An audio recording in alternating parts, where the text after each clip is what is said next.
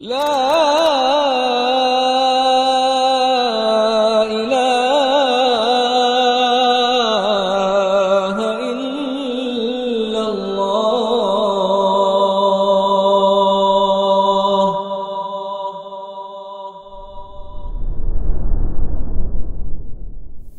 Bismillahirrahmanirrahim. Assalamualaikum warahmatullahi wabarakatuh.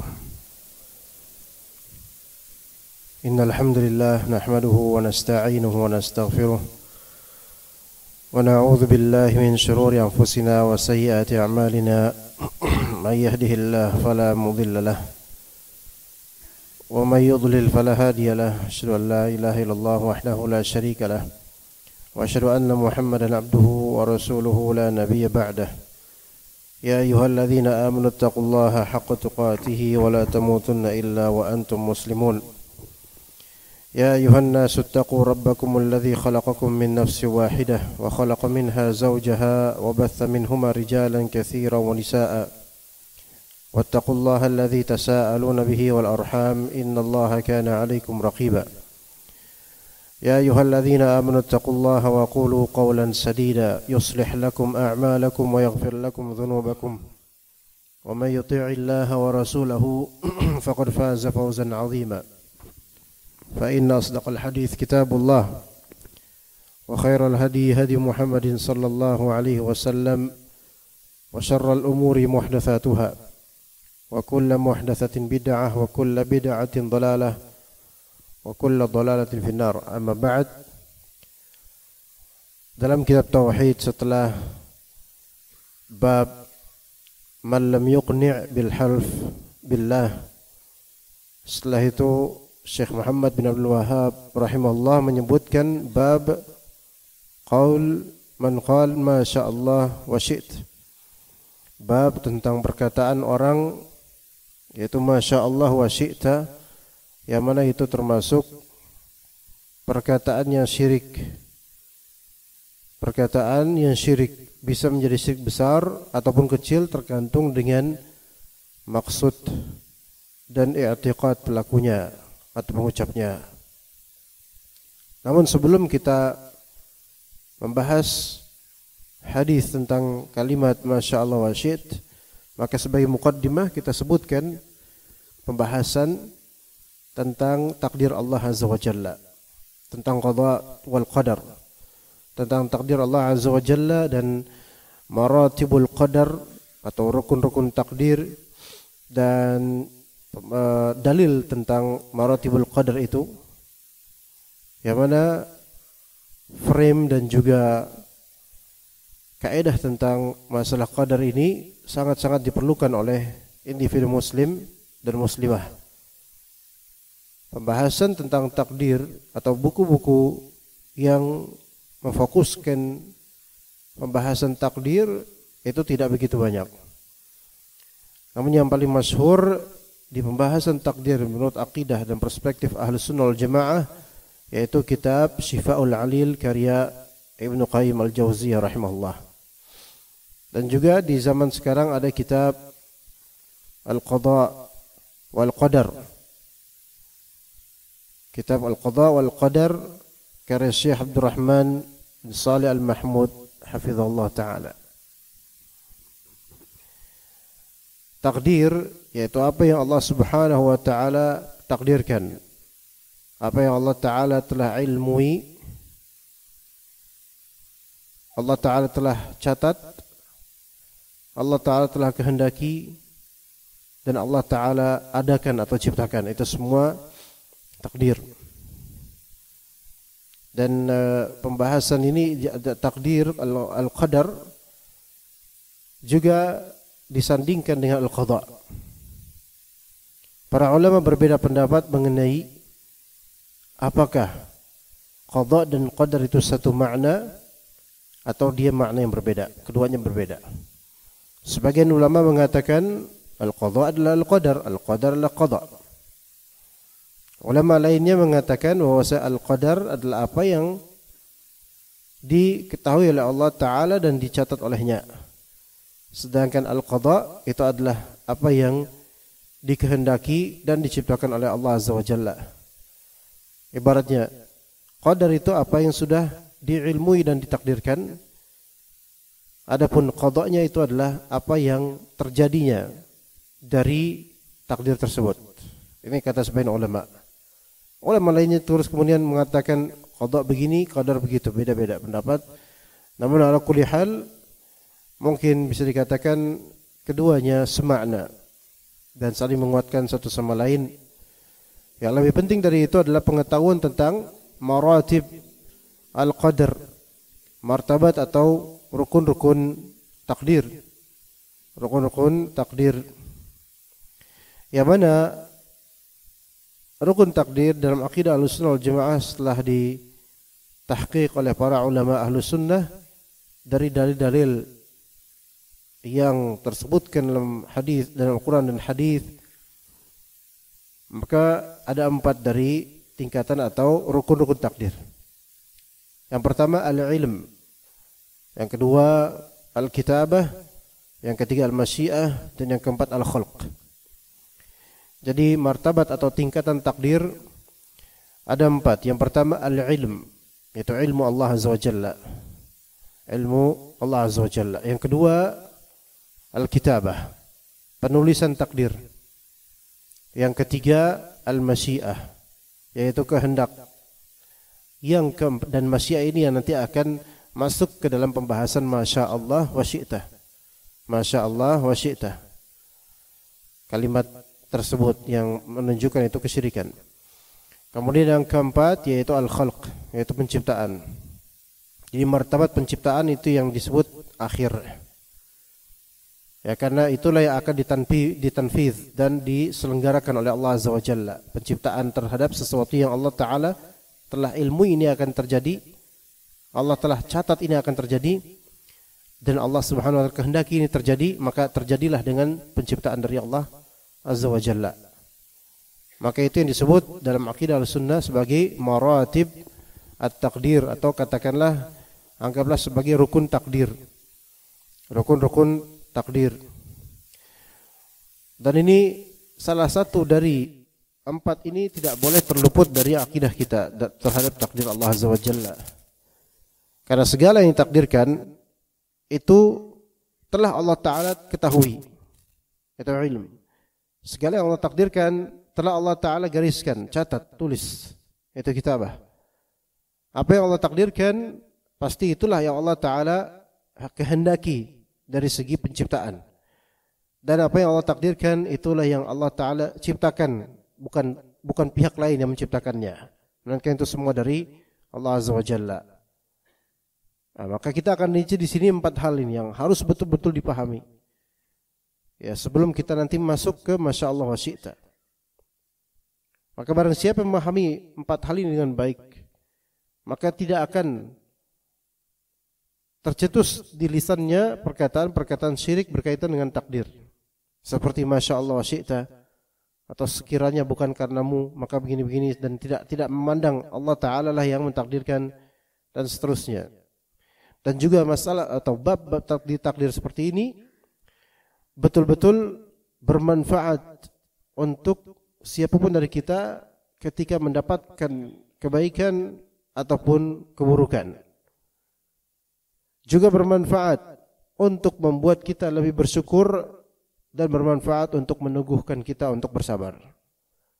Maka pembahasan takdir ini penting sekali.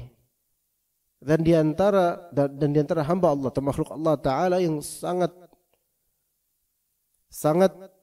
berkebutuhan untuk mempunyai pemahaman yang benar masalah takdir setelah keumuman manusia, yaitu kalangan perempuan. Karena sisi jaza', sisi tidak terima takdirnya mereka itu lebih besar daripada umumnya laki-laki. Sehingga mindset, pemahaman itu harus dibangun. Ya. Kita lanjut. Yang pertama, maratib at-takdir al-ilm. Ilmu kan?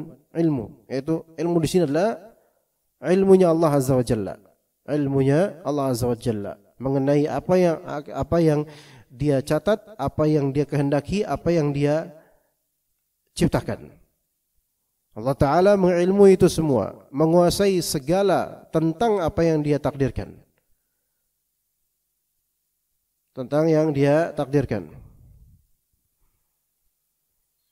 Dan ilmu Allah Azza wa Jalla bersifat azali, yaitu telah ada, tidak didahului dengan ketidaktahuan dan tidak pernah terjadi padanya kelupaan atau kealpaan serta tidak diakhiri dengan kejahilan atau ketiadaan ingatan. Jadi ilmu Allah, ilmu yang sempurna, tidak diawali dengan kejahilan, tidak pernah terjadi padanya kealpaan dan tidak pernah diakhiri dengan ketidaktahuan. Beda dengan ilmu manusia. Ilmu manusia ilmu yang tidak sempurna. Sesempurna apapun tidak akan sempurna. Karena ilmu manusia pasti didahului dengan ketidaktahuan, kejahilan sebelumnya. Enggak ada manusia terlahir dalam keadaan alim gitu, enggak ada, mengetahui enggak. Kemudian pasti pernah terjadi pada ilmu manusia yaitu lupa. Kemudian ingat. Ini suatu bentuk apa? Bentuk kekurangan sebenarnya. Kemudian bisa saja ilmu manusia itu diakhiri dengan benar-benar tidak tahu sama sekali. Lupa sama sekali, enggak ingat sama sekali. Itu manusia. Ya. Ya, kemudian ikhwat sekalian, ilmu Allah Azza wa Jalla itu ada dua macam. Ilmu Allah Azza wa Jalla ada dua macam dan taksil masalah ini juga penting. Ya, taksil masalah ini juga penting. Ilmu Allah Ta'ala ada dua macam. Dan ini bukan menunjukkan bahwasanya Allah Subhanahu wa Ta'ala berbilang atau ada lebih dari satu, bukan. Tetapi beristifadah dan mengambil faedah dari nas-nas Al-Quran dan juga hadis, maka dalam akidah kita katakan ilmu Allah Ta'ala ada dua macam. Yaitu al-ilm as-sabiq. Al-ilm as-sabiq. Dan yang kedua, al-ilm al-munasib li fi'lil 'abdi. Yang pertama, al-ilm as-sabiq, ilmu yang telah lampau. Ilmu yang telah lampau. Itu pertama.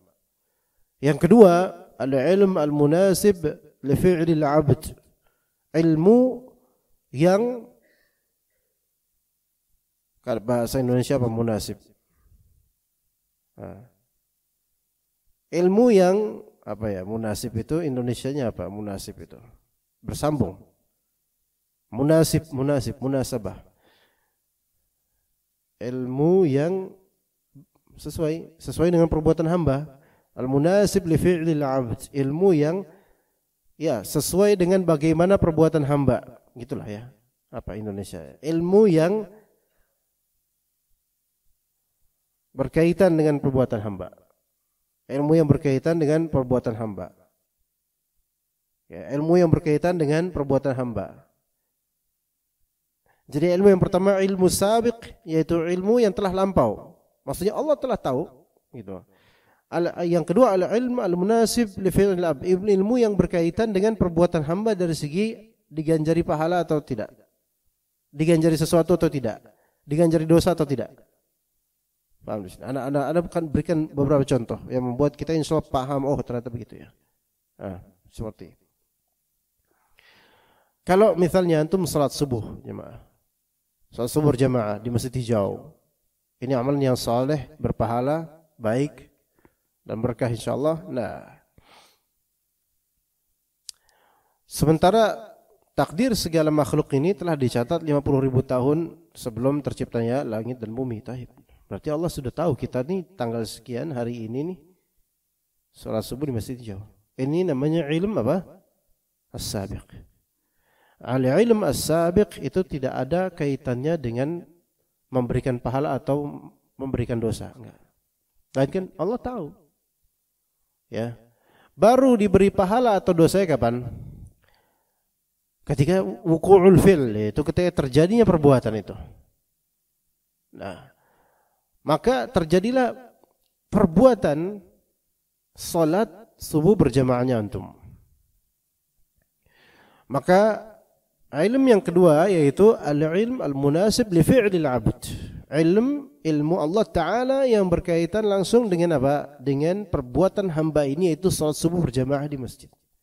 Yang mana yang ilmu Allah Ta'ala macam yang kedua ini itu ada kaitan erat dengan ganjaran pahala dari Allah Azza wa Jalla, maka barulah terwujud pahala ketika itu. Kapan terwujud pahala? Ketika terjadinya perbuatan hamba yang saleh ini. Taib, sampai sini paham insyaallah. Versi kedua atau contoh kedua. Seseorang melakukan maksiat. Fulan melakukan maksiat di jam 5 pagi misalnya. 00 jam 5 pas. Maksiat yang tidak diketahui oleh orang lain misalnya. Apakah Allah Ta'ala telah mengetahui dia akan berbuat maksiat? Telah mengetahui pasti. Persis mengetahui. Taib. Ini berarti versi apa? Ilm sabiq. Sabiq itu yang telah berlalu. Ilmu yang memang Allah sudah tahu betul-betul. Tapi dengan Allah tahu dia akan berbuat maksiat, apakah Allah telah memberikannya dosa? Belum. Paham di sini? Sebelum seseorang bermaksiat, apakah dia sudah berdosa karena dia akan bermaksiat itu? Belum. Kecuali dia niatkan, dan niatan itu juga perbuatan. Ya, taib. Jam 4 lewat 50 sebelum dia melakukan dosa di jam 5. Jam 4 lewat 50, apakah Allah mengetahui jam 5 dia akan berbuat dosa? Mengetahui? Allah tahu. Apakah Allah telah mengganjarinya dosa? Belum. Taib. Jam 5 persis dia melakukan dosa, persis seperti yang Allah ketahui dia akan melakukan dosa jam 5 itu. Setelah dia melakukan dosa dan dia tidak ada uzur untuk melakukan dosa itu, apakah Allah Ta'ala memberikannya dosa? Maksudnya mencatat dia punya dosa? Paham di sini? Baik. Ini namanya yang kedua al-ilm al-munasib li fi'lil 'abdi min haitsu ats-tsawab wa dzunub, gitu. Dari segi pahala atau dari segi dosa. Paham di sini? Dalil berkaitan dengan ilmu yang seperti ini. Wallahu bikulli syai'in alim. Allah Ta'ala Maha mengetahui segala sesuatu. Ini ilmu sabiq. Segala sesuatu, perwujudan dan ketiadaannya Allah tahu semua itu. Allah tahu apa yang terjadi. Baik. Dan dalilnya misal di awal surat Al-Ankabut. Ahasiban nas ayyutraku ayyaqulu amanna wa hum la yuftanun. Apakah manusia mereka menyangka mereka dibiarkan begitu saja mengatakan kami beriman dan mereka tidak diberikan ujian? Di sini orang kalau bilang saya beriman itu pasti Allah uji. Walaqad fatanna alladzina min qablihim. Kami telah memberikan fitnah, yaitu ujian pada orang-orang sebelum mereka dari para nabi dan orang-orang saleh sebelum Nabi Muhammad dan para sahabat. Jadi orang semakin saleh itu semakin diuji. Dan kualitas ujiannya itu sekualitas imannya juga dia. Nah, Allah mengetahui ini fulan karena dia mengatakan beriman dan pengen jadi saleh, maka Allah akan uji. Allah tahu dia akan saya uji, dia akan aku uji. Allah tahu itu.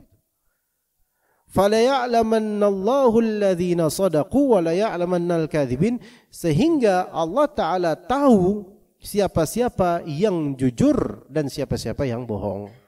Ngomong doang. Gimana? Paham di sini, kawan? Ketika antum bilang ana pengen bermanhaj salaf, ana pengen hijrah, ana pengen beramal saleh, ana pengen semakin beriman. Taib. Antum berarti harus siap-siap diuji. Oke?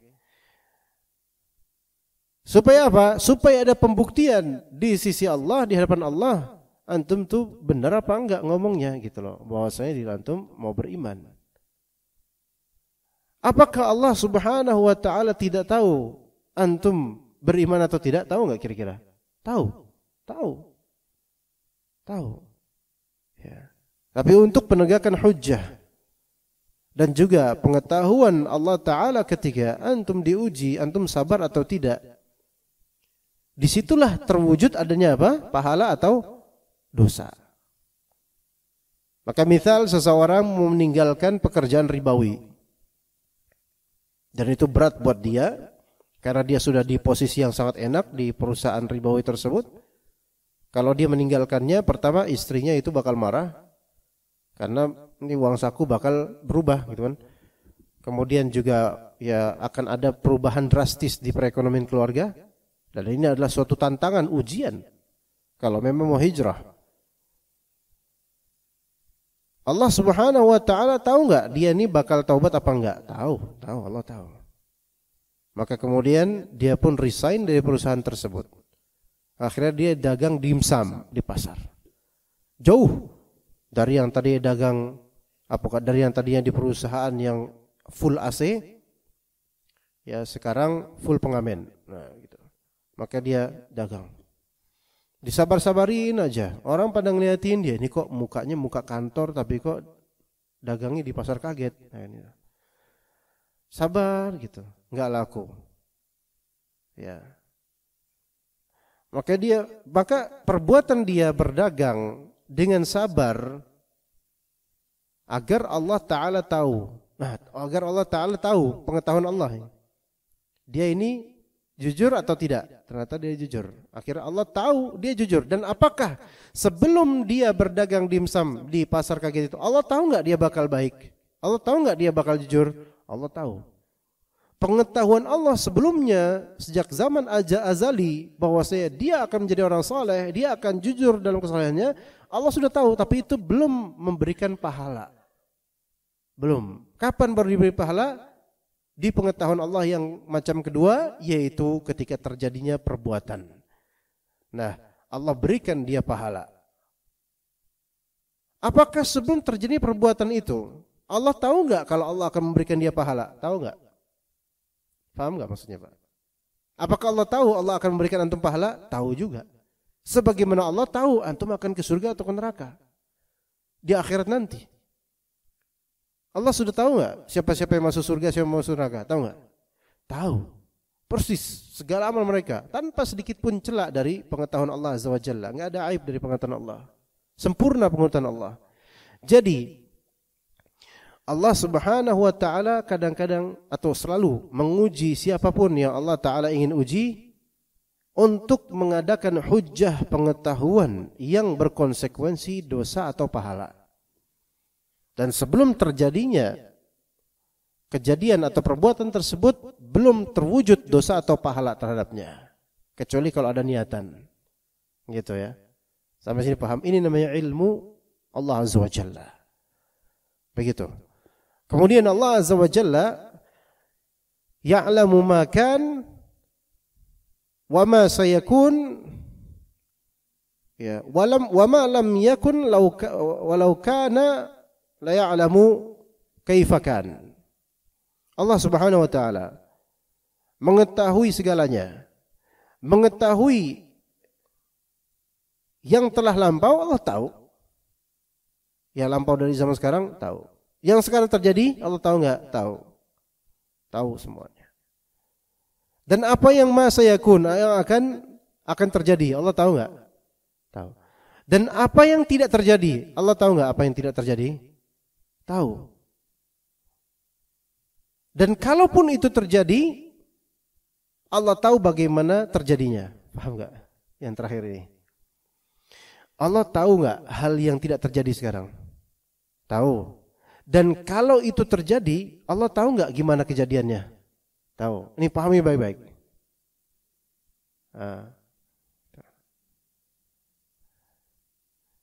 Oke. Misal fulan ngelamar fulanah, qadarullah ditolak. Berarti kan nggak jadi. Allah tahu ini. Dan seandainya terjadi di lamar terus diterima nikah, seandainya terjadi itu, Allah tahu nggak bagaimana nanti juntrungannya? Tahu juga. Sampai sini paham nggak coba? Gitu. Orang-orang ketika di neraka, naudzubillah min dzalik. Kata Allah Azza wa Jalla, "Walau tara idz wuqifu 'alan nari." Coba lihat ketika mereka didirikan di atas neraka, faqalu ya laitana nuraddu wa la nukadziba bi ayati rabbina wa nakuna minal mu'minin. Orang-orang neraka itu mereka nyesel. Mereka berkata, ya laitana, aduh sekiranya kami nuraddu, sekiranya kami di akhirat gitu, orang-orang kafir, orang-orang yang mendustakan Allah itu berkata gini, ya laitana, nyesel. Coba kalau misalnya kita nurad, kita yaitu dikembalikan ke dunia. Wala nukadziba bi ayati rabbina, dan kita tidak mendustakan Rabb kita. Dulu kita waktu di dunia kita itu kafir, mendustakan Allah Azza wa Jalla. Sekiranya sekarang kita dikembalikan ke alam dunia lagi, wa nakuna minal mu'minin, kami akan apa? Kami akan jadi orang beriman. Itu angan-angan dan harapan calon penghuni neraka ketika udah ngeliat neraka. Ya Allah, balikin kami ya Allah ke dunia, kami akan beramal saleh, kami akan sedekah, kami dan seterusnya. Apa kemudian kata Allah Azza wa Jalla? Bal badalahum ma kanu yukhfuna min qabl. Maka tampaklah apa yang selama ini mereka sembunyikan dari keburukan-keburukan. Tampak kekufuran mereka, tampak riya mereka, tampak dan seterusnya. Tampak wa husila ma fis sudur, apa-apa yang di dada itu akan tampak. Walau ruddu la'adu limanuhu anhu wa innahum lakadzibun. Seandainya mereka dibalikin ke dunia, mereka akan apa? Akan kembali melakukan hal-hal yang dilarang oleh Allah Azza wa Jalla. Sesungguhnya mereka itu berdusta. Nah, lihat di sini. Ini mentahqiq apa yang kalimat terakhir tadi. Allah Ta'ala mengetahui hal yang tidak akan terjadi. Seandainya hal yang tidak akan terjadi, Allah tahu gimana kejadiannya. Mungkin enggak seorang ketika di neraka, mungkin enggak terjadi dibalikin ke dunia? Mungkin enggak? Enggak mungkin. Seandainya dibalikin ke dunia, ini enggak terjadi. Tapi seandainya terjadi, Allah tahu mereka itu kayak gimana nanti ketika balik ke dunia. FKF gimana jemaah? Ini kalimat ini ada kebijaksanaan dan hikmah. Ya, yang mana ketika Allah Ta'ala mentakdirkan kita suatu kepahitan, ya, maka kita harus terima. Karena apa yang Allah Ta'ala takdirkan, ini ada hikmah. Ada hikmah. Ya, kita mungkin berangan-angan, sekiranya ya waktu itu saya enggak gini, saya enggak gitu. Ya akhi, kalau antum enggak gitu, enggak gini di ketika itu, belum tentu sebaik ini takdir Allah, belum tentu sebaik ini kesudahannya. Bisa aja lebih buruk. Cuman Allah Ta'ala menjaga antum, husnudzan aja sama Allah Azza wa Jalla. Ketahuilah takdir Allah Azza wa Jalla itu kan imma khair imma syarr. Imma khair imma syarr. Kalau enggak baik, kalau enggak buruk kan gitu. Dari keseluruhan total di takdir Allah Azza wa Jalla, ada khair, ada syarr. Taib. Yang khair, ada yang khair mahad, ada yang khair nisbi. Ini pahami baik-baik cuma. Ini akidah ini. Pahami baik-baik. Ini untuk kehidupan kita. Takdir Allah yang baik itu ada dua macam. Ada takdir yang murni pure baik, pure good, baik, totally baik. Takdir ini baik secara total. Itu ada. Ada yang baik secara nisbi, yaitu baik yang sifatnya relatif, nisbi. Baik yang sifatnya relatif. Ya. Di satu sisi baik gitu loh. Oke? Ini takdir Allah Azza wa Jalla. Kemudian takdir yang kedua, takdir yang buruk, syarr. Nah, takdir yang buruk itu hanya ada takdir buruk yang nisbi. Syarr yang nisbi, tidak ada syarr mahad. Tidak ada syarr yang murni 100% enggak ada. Adanya syarr yang nisbi, keburukan yang negatif, yang relatif. Patrikan ini coba sekalian. Jangan dilupakan. Takdir Allah yang baik itu ada dua macam. Imma dia murni pure mahad, baik khair 100%. Ya, seperti seseorang ditakdirkan masuk surga, ini 100% baik. Seseorang diberi hidayah menuju manhaj salaf, ini 100% baik. Enggak ada keburukannya ini. Seseorang diilhamkan untuk menghafal Quran dan Allah Ta'ala jaga dari sifat riya dan seterusnya, ini 100% baik. Khair mahad, murni baik. Dan ada yang khair nisbi, baik tapi relatif, dari satu sisi baik, tapi kadang-kadang ya ada juga konsekuensi negatifnya, cuman tetap ada kebaikannya. Ya. Apa contohnya? Ya contohnya misal dia diberi hidayah untuk taubat dari perusahaan ribawi, dia keluar dari itu, ini kebaikan hidayah. Tapi sisi lain ada dampak negatif, yaitu ya merosot ke perekonomiannya. Tapi itu pun ke nomor yang berikutnya, takdir yang buruk, merosotnya ekonomi. Tidak ada takdir buruk yang murni. Yang ada takdir buruk yang nisbi. Artinya buruk yang antum lihat, tapi baik hikmah di balik itu. Pasti itu. seburuk-buruknya suatu takdir Allah Ta'ala, hikmahnya ternyata lebih besar daripada keburukan yang zahir. Apa seburuk-buruk yang terjadi? Diciptakannya iblis kan buruk, sampai sekarang masih hidup. Rajal itu dia masih hidup. Buruk nggak ini? Buruk, tetapi di balik takdir yang buruk ini enggak murni buruk, melainkan relatif. Kalau dari sisi perwujudan iblis dengan segala godaannya, benar buruk. Tapi kalau dilihat dari segi hikmahnya, loh bagus sekali ini, Masya Allah. Bukan berarti kita memuji iblisnya, bukan. Tetapi apa? Hikmahnya besar. Dengan adanya iblis terketahui kebenaran. Kadang-kadang dengan suatu lawan kita mengetahui lawannya. Tanpa ada lawannya kita nggak tahu siapa lawannya. Gitu. Dengan adanya iblis kita tahu lawannya iblis kebenaran. Jadi ketahuan yang mana yang benar. Gitu. Kadang-kadang dengan adanya kekacauan baru kita mengenal yang namanya kedamaian. Ya, begitu. Maka tidak ada takdir buruk yang murni 100%. Adapun takdir syarr yang maha, takdir buruk yang murni itu tidak pernah Allah takdirkan. Ya. Allah Ta'ala takdirkan adanya neraka. Ini sangat mengerikan, tapi dengan keberadaan neraka dan orang-orang yang masuk ke dalamnya itu ada hikmah di balik itu. Dan diingatkan dari sekarang, dari lama hari diingatkan orang-orang hati-hati jangan sampai masuk neraka. Gitu kan? Supaya kita mengenal surga. Gitu. Taib, jadi ilmu Allah. Apa yang telah terjadi, sedang terjadi, akan terjadi, dan apa yang tidak terjadi, seandainya itu terjadi, Allah tahu bagaimana kejadiannya. Gitu. Oke. Itu yang pertama, ilmu. Yang kedua yaitu kitabah. Penulisan takdir. Kata Nabi sallallahu alaihi wasallam, Allah Subhanahu wa taala menulis takdir segalanya, everything. Secara mujmal dan mufassal, secara global dan terperinci. Bahkan jumlah bulu hidung antum itu sudah tertakdirkan. Itu loh yang enggak pernah kita hitung, tertakdirkan oleh Allah secara rinci, jelas. Di mana? Di Lauh Mahfuz. Ini takdir segala penciptaan dan segala ketiadaan itu ditakdirkan oleh Allah Azza wa Jalla di Lauh Mahfuz, tercatat 50.000 tahun sebelum diciptakannya langit dan bumi. Taib.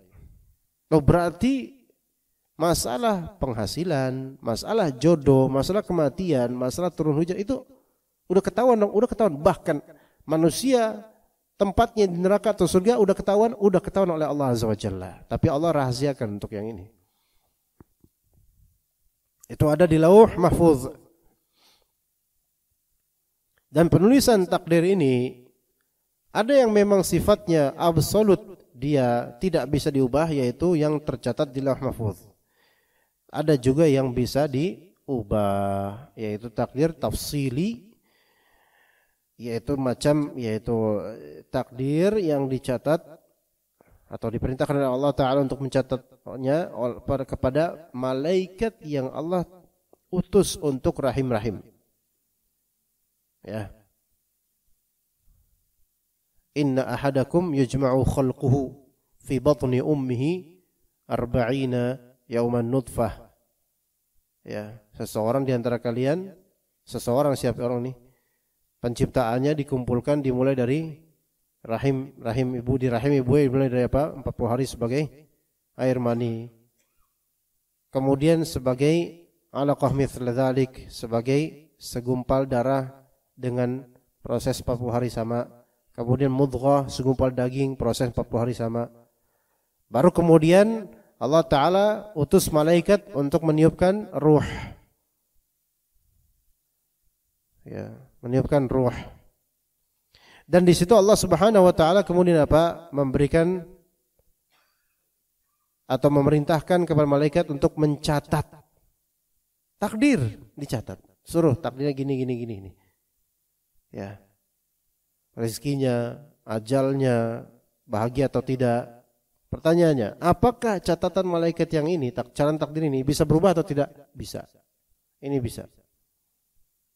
Malaikat diperintahkan untuk mencatat, bukan menentukan. Ya. Malaikat maut saja diperintahkan untuk cabut nyawa fulan. Bisa mencabut atau tidaknya itu keputusan di Allah. Ternyata enggak bisa tercabut. Berarti Allah sudah mentakdirkan di Lauh Mahfuz ini enggak jadi dicabut. Lihat. Malaikatul maut yang merupakan panitia utama kematian, yang berurusan langsung dengan kematian itu sendiri, itu pun bisa atau enggaknya beliau mematikan orang, itu pun harus sesuai takdir Allah Azza wa Jalla. Malaikat peniup sangkakala itu juga panitia hari kiamat yang sampai sekarang belum terkejap matanya, menunggu sangkakala, menunggu perintah Allah Ta'ala untuk meniup sangkakala. Padahal itu panitia paling inti untuk hari kiamat. Yang paling berurusan pada hari kiamat, itu pun tidak tahu kapan kiamat. Gitu loh. Jadi keputusan kembali kepada Allah, takdir Allah Azza wa Jalla. Nah. Jadi catatan-catatan yang sifatnya takdir umri, takdir sanawi dan takdir yaumi. Takdir umur manusia, takdir tahunan makhluk dan juga takdir harian itu semua bisa berubah. Dan segala perubahan takdir umur, takdir tahunan, takdir harian, semua perubahan yang terjadi secara spesifik dan detail di situ semua tercatat juga di Lauh Mahfuz. Itu jawabannya. Kalau antum bilang takdir bisa diubah enggak? Kita bilang takdir ada yang tidak bisa diubah dan ada yang bisa diubah. Kata Allah Ta'ala, yamhullahu ma yasha'u wa yuthbit wa indahu ummul kitab. Allah Ta'ala menghapus yang Allah kehendaki dan Allah menetapkan apa yang Allah kehendaki. Kembali ke kehendak Allah. Dan pada sisinya itu ada ummul kitab, yaitu ada Lauh Mahfuz. Lauh Mahfuz terjaga. Segala rincian perubahan takdir di Lauh Mahfuz itu, perubahannya itu sudah termaktub di Lauh Mahfuz. Di rinciannya, yaitu di hariannya kita, tahunan kita, umur kita, segala perubahan yang terjadi di dunia ini, itu semua sudah ada catatannya di Lauh Mahfuz. Begitu. Ya. Ini dari segi apa? Dari segi kitabah. Kemudian yang ketiga dari segi apa? Masyiah, kehendak Allah Azza wa Jalla, yang itu ada kaitannya sekarang dengan hadis yang tadi. Hadis yang kita bahas sebenarnya. Ini belum, ini masih mukaddimah aja, Pak. Ya, mukaddimahnya aja sampai jam 6. Ya, nanti inti kajiannya cuma 5 menit gitu. Nah, yang ketiga yaitu apa? Masyiah, kehendak Allah Azza wa Jalla. Masyiah yaitu kehendak Allah Azza wa Jalla. Masyiah ini adalah kehendak kauniyah, yaitu kehendak kesemestaan. Yang kalau Allah Ta'ala kehendaki pasti terjadi. Kalau tidak Allah kehendaki tidak akan terjadi. Walaupun semua manusia dan jin menginginkan itu terjadi. Ya. Pahami baik-baik sekarang masalah iradah dan masyiah. Iradah dan masyiah. Iradah dan masyiah itu maknanya di Indonesia sama-sama kehendak. Tapi kalau dalam ilmu akidah Ahlussunnah wal Jamaah, iradah dan masyiah ada perbedaan. Iradah itu kehendak, yang mana iradah terbagi menjadi dua. Iradah kauniyah dan iradah syar'iyah. Pahami baik-baik. Iradah kauniyah dan iradah syar'iyah. Iradah kauniyah itu adalah kehendak Allah untuk segala perwujudan di kesemestaan. Kehendak Allah untuk segala perwujudan atau ketiadaan dalam semesta ini. Yang harus terwujud, baik keadaannya atau ketiadaannya. Ya subhanallah, udah ini aja. Itu iradah kauniyah. Iradah kauniyah yang harus terwujud. Kemudian iradah syar'iyah, kehendak Allah yang bersifat peraturan syariat. Peraturan syariat. Yang tidak mesti terwujud. Bukan tidak harus terwujud, tidak mesti terwujud. Bahasa bedakan. Tidak harus terwujud, bukan, tidak mesti terwujud. Ini untuk yang iradah syar'iyah. Iradah kauniyah tadi apa? Kehendak Allah terhadap segala semesta ini dari keadaan atau ketiadaan yang harus terwujud, pasti terwujud. Oke? Seperti apa? Adanya antum ini kan wujud. Nah, ini semua takdir Allah, iradah sesuai keinginan Allah yang bersifat apa? Kauni. Kauni itu semesta. Segala eksisten dan non-eksistens di semesta ini, maka itu semua takdir Allah yang bersifat kauniyah. Antum berapa punya anak? Itu kauniyah. Antum mandul atau subur? Itu kauniyah. Berapa jumlah semut di lantai masjid jauh? Itu kauniyah. Berapa ini, berapa itu, bagaimana ini terjadi? Itu semua kehendak kauniyah. Yang tidak ada sisi syariah sebenarnya pada asalnya. Beda dengan iradah syariah. Allah Ta'ala mengharamkan mencuri. Ini kauni atau syar'i? Syar'i. Udah Allah haramin, tetap aja banyak yang mencuri.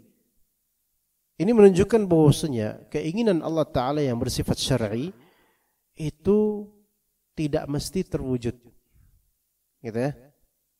Misal, Allah Ta'ala memerintahkan muslim untuk sholat. Itu jelas. Aqimus sholah. Nah, ini iradah syar'iyah. Tapi tukang bengkel fulan itu enggak pernah sholat. Enggak terjadi pada dirinya kehendak Allah yang bersifat syar'i. Paham di sini kan? Tidak sholatnya bapak tukang bengkel ini, tidak sholatnya dia. Apakah ini dikehendaki oleh Allah bersifat syar'i? Tidak. Enggak. Tapi dikehendaki Allah bersifat kauni, karena segala kejadian dan perwujudan baik itu munkar atau ma'ruf, maka itu semua iradah kauniyah dari Allah Azza wa Jalla. Iblis buruk enggak? Buruk. Ya. Apakah Allah menghendaki iblis ini secara syar'i? Tidak. Tapi Allah menghendakinya secara kauni, karena ada hikmah di balik penciptaan iblis ini. Gimana? Bisa paham di sini coba? Semua bisa kita refleksikan ke sini ya. Nah, terus masyiah itu apa? Masyiah, kehendak yang namanya masyiah.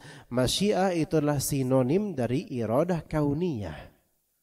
Masyiah itu adalah sinonim dari iradah kauniyah, yaitu kehendak yang bersifat kesemestaan. Segala eksistensi, segala sesuatu yang happening di semesta ini, detail maupun besar, maka itu semua masuk ke dalam kehendak Allah yang bersifat kauniyah atau disebut sebagai masyiah.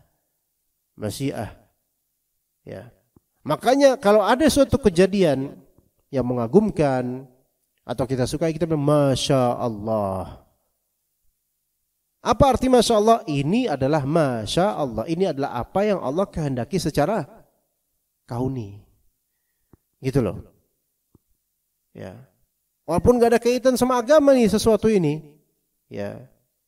Misal ada seseorang dia bisa mencetak gol dalam satu pertandingan 6 gol gitu.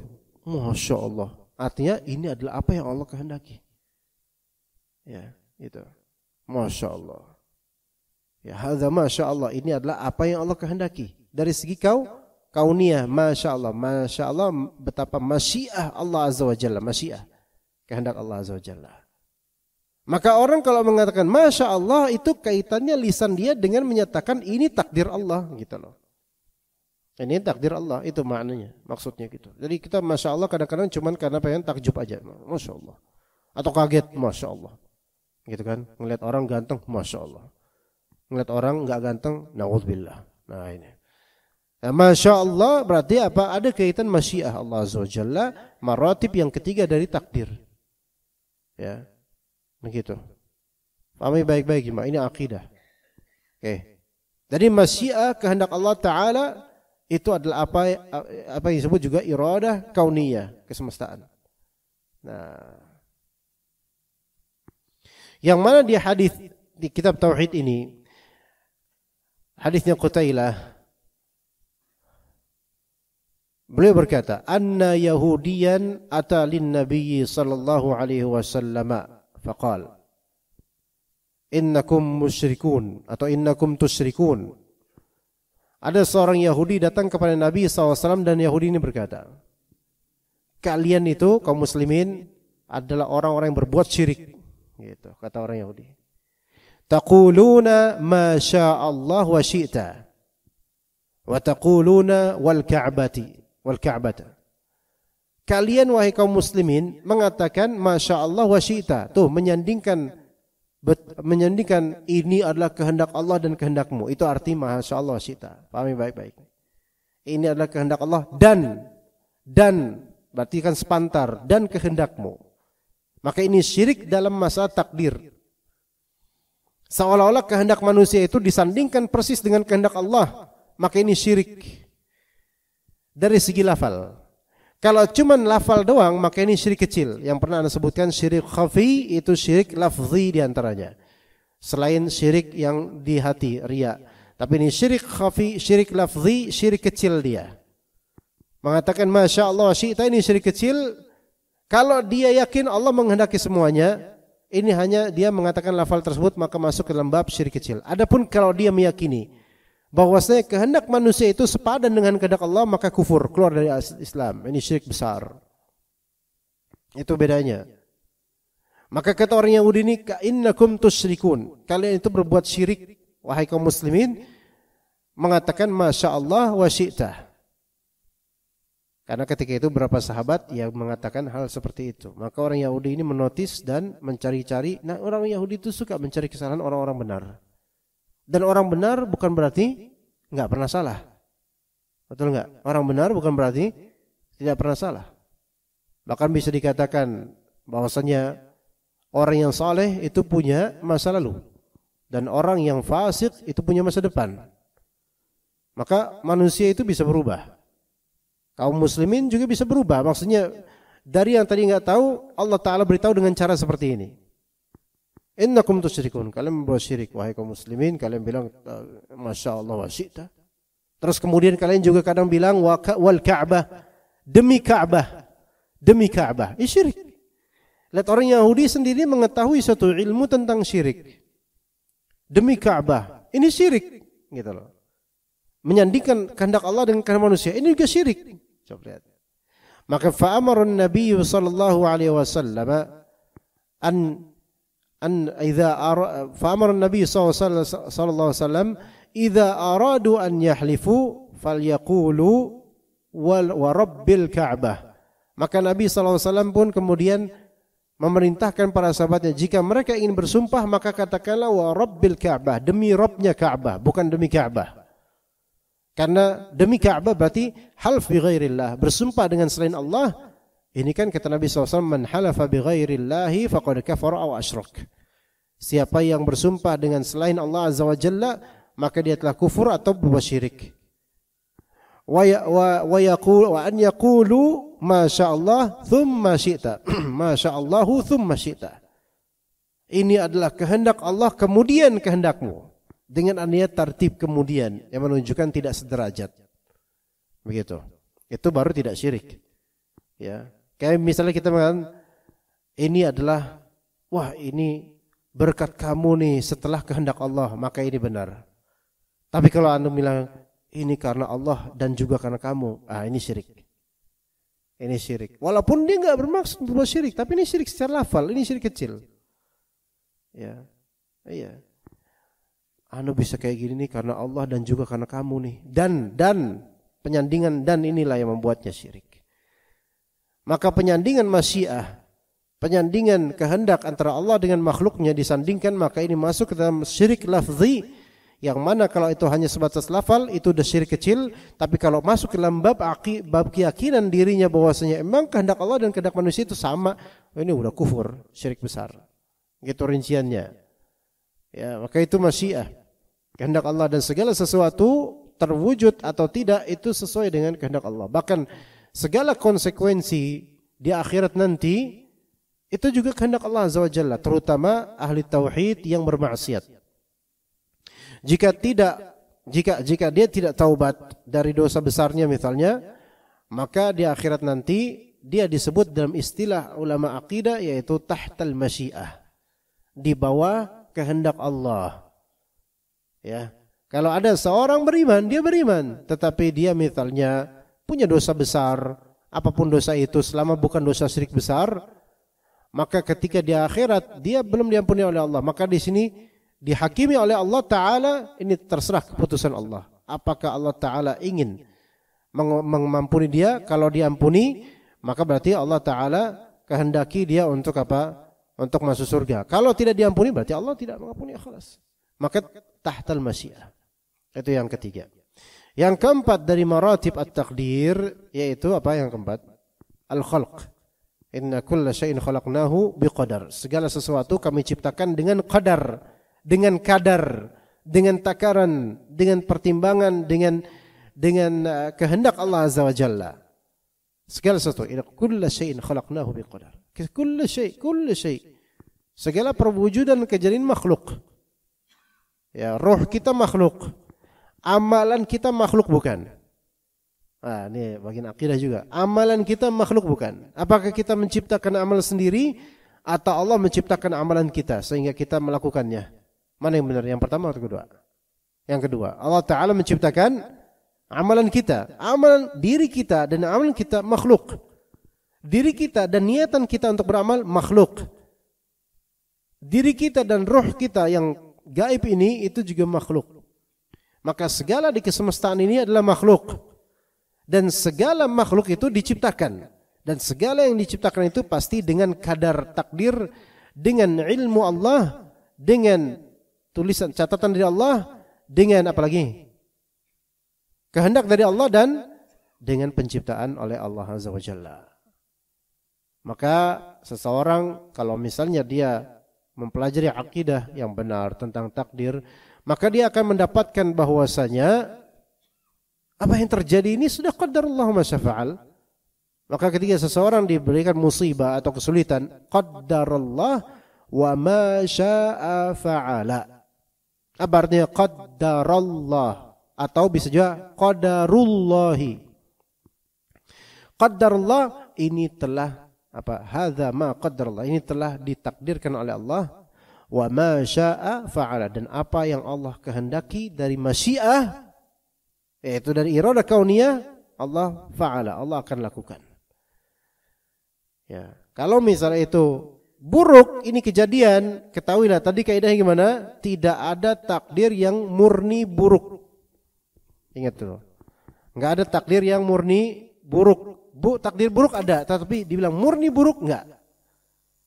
Kalau penciptaan iblis saja yang seburuk-buruk makhluk itu saja tidak murni buruk, ada hikmahnya, maka apalagi yang jauh lebih ringan daripada penciptaan iblis. Apa yang terjadi pada diri kita di kehidupan kita pun kalau itu sepahit-pahitnya, sesusah-susahnya, ketahuilah itu bukan pure 100% susah, pure 100% buruk. Kata Allah, inna ma'al usri yusra, inna ma'al usri yusra, inna ma'al usri yusra. Al-usr itu buruk, kesulitan itu buruk. Tetapi selalu Allah sandingkan dengan kemudahan. Maka enggak ada yang murni pure 100% buruk dalam sebuah takdir. Ya begitu. Ya, maka tadi masya Allah wa syi'ta, maka ternyata itu kalimat bisa menjadi ladang syirik. Dan kalimat ini mungkin enggak kita ucapkan di Indonesia karena kita pakai bahasa Indonesia. Tapi secara makna kita sering. Bukan kita di sini, maksudnya kita dalam artian yaitu kaum muslimin di Indonesia ini tidak sedikit yang mengucapkan kalimat-kalimat syirik yang serupa dengan ini. Apa tadi contohnya? Gimana contohnya tadi? Ini karena Allah dan juga karena kamu juga sih, gitu. Nah, ngomong kayak gitu tuh nggak boleh. Ya, menyandingkan antara Allah dengan makhluknya dari segi kehendak dan jasa, nggak bisa. Dan kalau misalnya antum bilang, wah ini karena kamu nih, setelah karena Allah. Kalau mau disandingkan setelah karena Allah, bukan disamakan. Setelah berarti Allah Ta'ala yang di atas segalanya. Ya begitu ya jemaah sekalian rahimakumullah. Ya, itu yang bisa kita sebutkan insyaallah dari kajian ini. Sudah masuk syuruk belum? Ya, udah ya? Iya, 16 menit lalu sunrise.